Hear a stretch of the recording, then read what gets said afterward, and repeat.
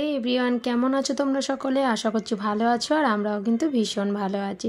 সরমাস ব্লগে আরও একটি নতুন ব্লগে তোমাদের সকলকে জানাই স্বাগত আর অনেক ভালোবাসা। সবার প্রথমে বলে দিই, আমার ভিডিওগুলো যেদিনকারে সেদিনকারে ছাড়া হয় না, একটু কাজের ব্যস্ততার মধ্যে থাকি, যার জন্য এডিটিং করা হয় না আর তোমাদের সাথে শেয়ারও করা হয় না।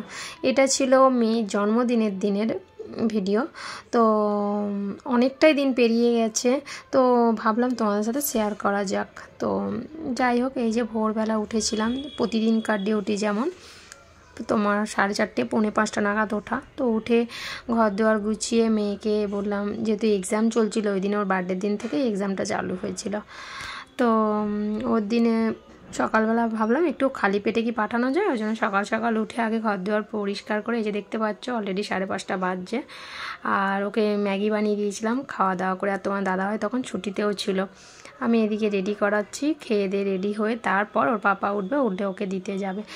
আর তখন তবু দিতে যেত, একদিন দিতে যেত, আর এখন তো আমার মেয়ে আমাকে, আমি যদি বলি যে মনা চল আমি দিয়ে আসি একদিন বাসে তুলে, পছন্দ করে না, যে মা সবাই তো একা একা যায়, তুমিই বা যাবে কেন কষ্ট করে, বা তোমাকে যেতে হবে না, এইভাবে বলে। আনতে গেলেও আগে আমার বাবা আনতে গেছে 2-1 দিন, দুপুরবেলা গিয়ে দাঁড়িয়ে রয়েছে বাস স্ট্যান্ডে, আমার বাবাকে বকা দিয়েছে, কেন দাদু তুমি আসো, তোমার শরীর খারাপ, তোমার আসতে লাগবে না, আমি একাই চলে যেতে পারবো। এসে বকা দিচ্ছে আমার মাকে, কেন দাদুকে পাঠিয়েছো, আমি যখন কারখানায় যেতাম, এরকম অনেক দিন গেছে, তো ওর জন্য দিতে যাওয়া হয় না।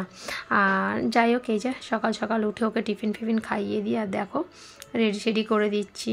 তো মেয়ে আমার দেখতে দেখতে অনেকটাই কিন্তু বড় হয়ে গেল, মায়ের থেকে মেয়ে বড় হয়ে গেছে। এখন রাস্তাঘাটে বেরোলো না, সমস্ত লোকই বলে যে কে মা আর কে মেয়ে বোঝা মুশকিল। অনেকে বলে বোন আর দিদি যায় রাস্তাঘাটে, ও আমার থেকে মানে এতটা হাইটে বেড়ে গেছে যে ওকে আমার দিদি মনে হয়, এরকম একটা ব্যাপার।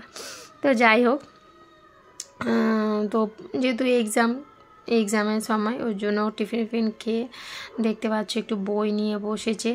আর এমনই একটা দিন, মেয়েটা খালি বলছে মা আমি একটু যে আনন্দ করব, নাই বা কেউ রইলো, কিন্তু তাও তো একটু আনন্দ করা যেতেই পারে বলো, নিজের জন্মদিনে সেটুকুও পারেনি, সেদিনেও স্কুলে যেতে হয়েছে।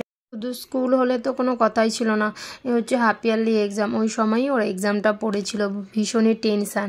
এক্সাম মানেই তো জানো এই টেনশান। আবার কি, আমাদের সময় তো এক্সাম দিয়ে আসতাম একরকম টেনশান ছিল, আবার যখন রেজাল্ট আউট হতো তখন তো আরোই টেনশান, কি হবে।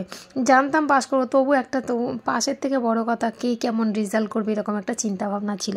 এখনও কিন্তু তাই, বাচ্চাদের কতটা কি টেনশান আছে না আছে জানি না, কিন্তু মায়েদের কিন্তু সেই টেনশানটা রয়ে গেছে। কোন মায়ের থাকে না থাকে জানি না, সত্যি কথা বলতে আমার না ভীষণ টেনশান হয়। যাই হোক, মেয়ে তো রেডি হয়ে বেরিয়ে গেল এক্সাম দিতে, আমাদেরও বাজারে বেরোতে হবে, অনেক কাজ আছে। তো চলো বেশি কথা বলবো না, ভিডিওটা পুরোটা দেখতে থাকো। আর হ্যাঁ, সাথে সারাদিনের ভিডিওটা অল্প করে শেয়ার করবো, কিছু করে, নাহলে অনেকটা লেন্থি হয়ে যাবে।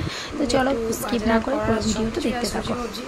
মাছ মাংস মিষ্টি এগুলোই আনার আছে, তারপরে একা করতে হবে, একটু তাড়াতাড়ি যাবো। তোমার দাদাভাইকে আজকে বলেছি কারখানায় না যেতে, কারণ একা পারবো না, আমি বাজারে যাবো, ওইদিকে রান্না করবো, মা বাবা আসবে, দাদা বৌদিকেও বলেছি। দেখো কাউকে বলি না বলি, বাপের বাড়িটা তো বলতেই ইচ্ছা হয় বলো।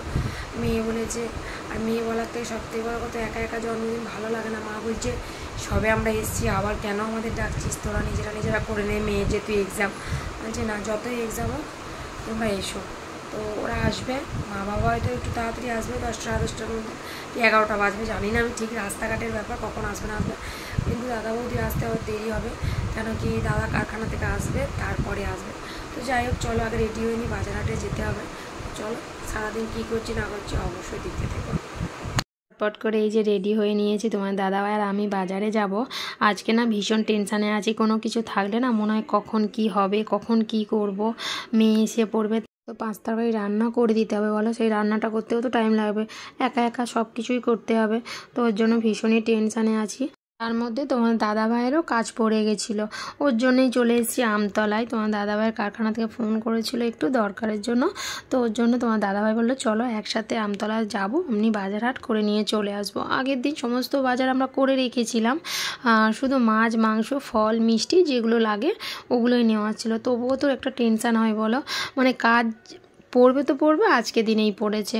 তা কী করবো বলো, তোমার দাদাভাইয়ের কাজটা তো করতে হবে, কাজের জায়গাটাও তো ঠিক রাখতে হবে বলো। তো এমার্জেন্সিই বলতে পারো, কাউকে দিয়ে হতো না, ওর জন্যই যেতে হয়েছিল। বাজারে প্রথমেই এসে ঢুকেছিলাম খাসির দোকানে, খাসির দোকান থেকে তারপরে টুকটাক যেটুকু বাজার করার ছিল, মাছ মাংস যেটুকু নেওয়ার ছিল নেওয়া হয়ে গেছে। তারপরে চলে এসেছি এই যে মিষ্টির দোকানে। আমি কিন্তু মিষ্টি ফল যা সাজিয়ে দিই, আমি কিন্তু সাজিয়েই দিই, আয়োজন সমস্ত কিছু করি, কিন্তু আমার মেয়ে কিন্তু কোনো জিনিস মুখে দেয় না, পছন্দ করে না, না দিলে নয়, খুব বকাঝকা করলে তবে একটু মিষ্টি মুখে দেয়, ফল তো ছুঁয়েই দেখে না, না খাক তবুও কিন্তু ইচ্ছা হয় যে সব কিছু গুছিয়ে গাছিয়ে সাজিয়ে দিই। তাতেই আছে জানো তো, যে দম থাকতে কম করব না, ব্যাপারটা হচ্ছে সেরকম। তো যাই হোক, কি কিনলাম না কিনলাম ওটা নেক্সট ব্লগে দেখা হবে। তো চলো এখনকার মতো